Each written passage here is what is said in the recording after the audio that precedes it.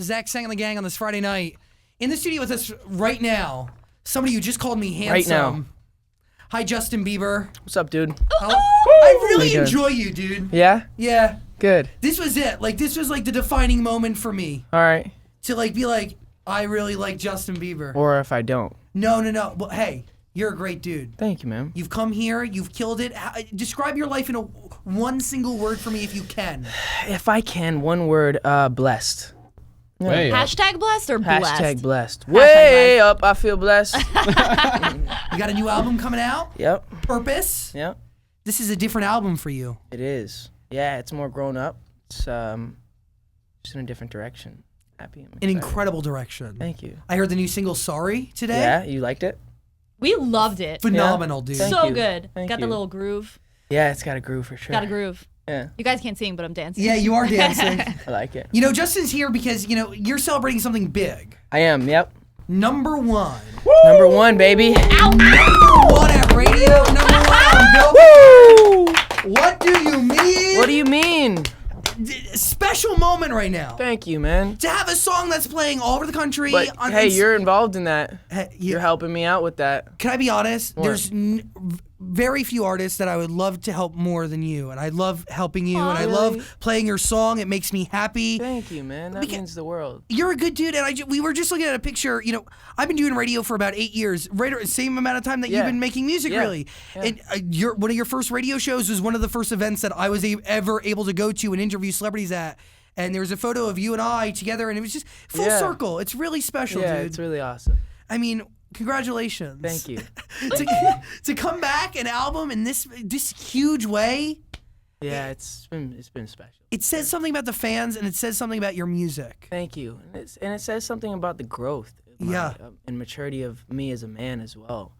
Because people want people to win when they're making an effort themselves to want to win, you know? And Of course. before I wasn't making the effort to want to win, I was just like isolating myself and making myself feel or seem like I was unrelatable.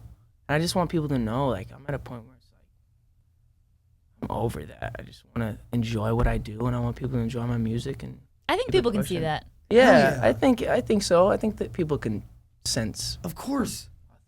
People know realness. Yeah.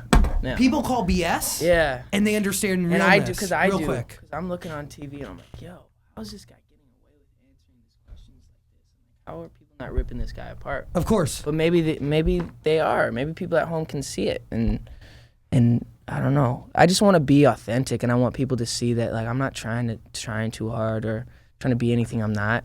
And music is your main vehicle to get it out there. Yeah. It's how you're getting that message out to the Yep, world. for sure. Doing this album, how personal is it for you? I mean, you've dedicated so much time to it. And Yeah. the new single, which you're going to hear next week, Sorry, is very reflective of who you are and where you're at right now. For sure.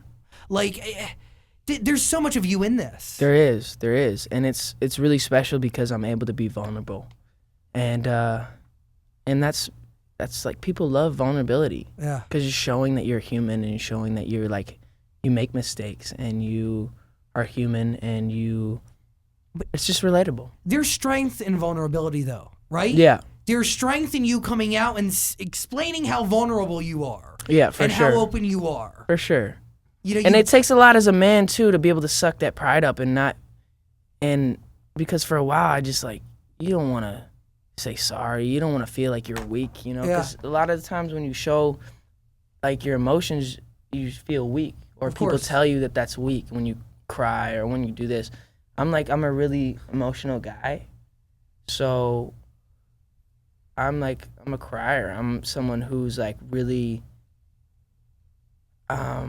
open with my emotions. Yeah. And for a while I felt like I couldn't be, and I felt so guarded that I wasn't being able to be my true self. And, like, that rock star lifestyle, that's just, like, it was cool and it was fun. It just wasn't me. What is you? Who is Justin Bieber? I'm just someone who, like, really cares about people, and, like, people know, like, I'm good with kids. Yeah. Like, I love children, not a weird way. The but, way like, you interact with your family, yeah. and you take care of, are they your nephew or your niece? My little brother and your sister. Little brother. I'm so Yeah. sorry. No, it's okay. Yes. Oh Yeah. my God, it's adorable. Thank you. I've been following them for years via your Instagram. Thank you, dude. It's really, you. that's special for you. Yeah, it is. That must be an escape. It is, and it's also like you know that they don't want anything from you, and Yeah. you know that they're not trying to get over on you or like need anything. They just want to love you because they love you and for you, and not because like I done anything or accomplished anything, or like they look at me as Justin Bieber, the singer, but just like their brother. They know who the real cool. Justin Bieber is. They're Yeah, little for sure. babies. How important is it for you to come in contact with someone or get to know someone who's not, you just said it, you know what I mean?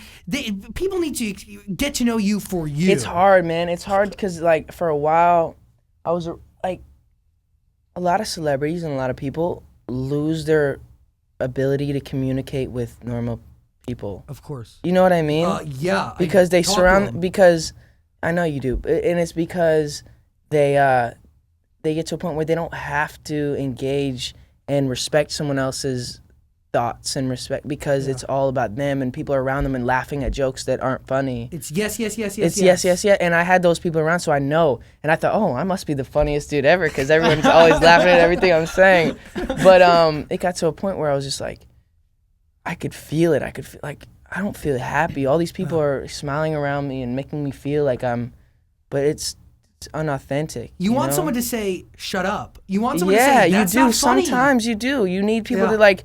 You tell a joke and they look at you and don't laugh because it's not funny, you know. And that's like real life. And then next time you can make a mental note like, oh, I won't say that again because that wasn't funny. But that's why there's a lot of like weird apps because they just get so isolated in their own little world, and it's like, and they It's don't a have universe that travels with them. and they don't have to, you know, Yeah. they don't have to step out. But for me, what it took this whole transition to a new level is that I went through an uncomfortable phase where I went and stayed with this pastor in New York for like 2-3 weeks, and it was uncomfortable for me. Like I felt like I wasn't good enough to be around these people who are like so-called, you know, perfect. It felt like, you know, and why did you feel that way? And why did you live with a pastor to begin with?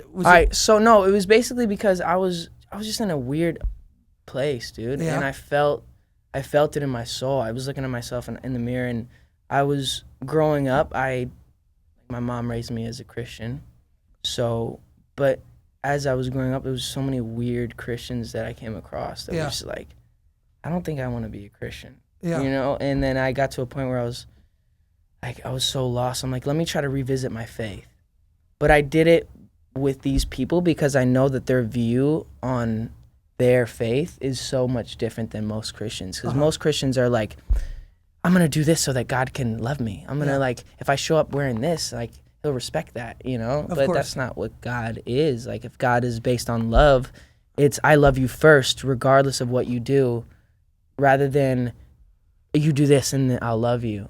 Does that make sense? He loves you no matter. He loves you no matter what. Yeah, it doesn't mean you can go do what you want, but if God's based on love, like if I love my girlfriend, right? Yeah.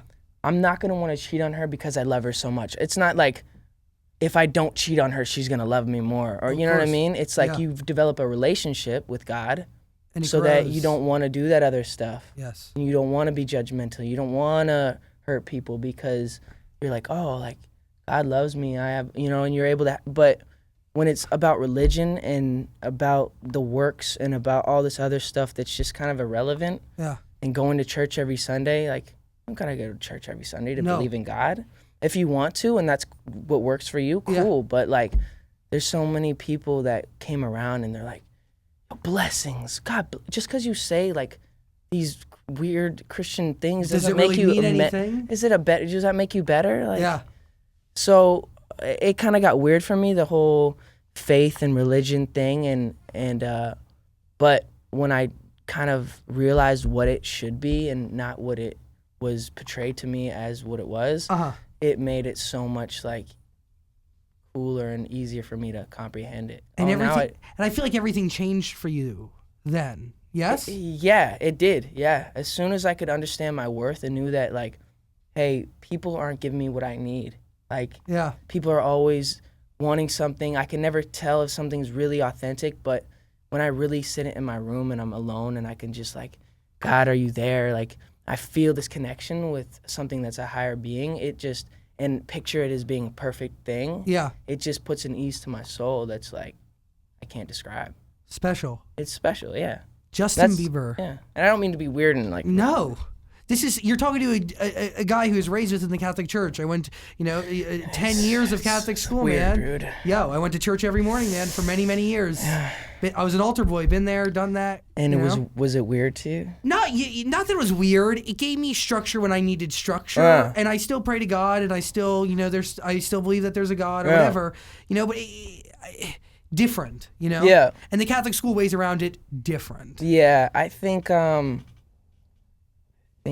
that's like different. Yeah, dude. I don't want to like make people Catholics and people feel like I'm dissing them or anything. I don't. You're not. But I just feel like it's not necessarily based on the relationship, and that's like if we're made on this earth to have relationships with people, right? If we're supposed to like get in depth with people, then that's how our God is supposed to be, not just this like idea and this thing. It should be that. But anyways, let's move on. Purpose pre-order available now. Let's do it. You have the #1 song on Billboard, #1 song at radio. Yep.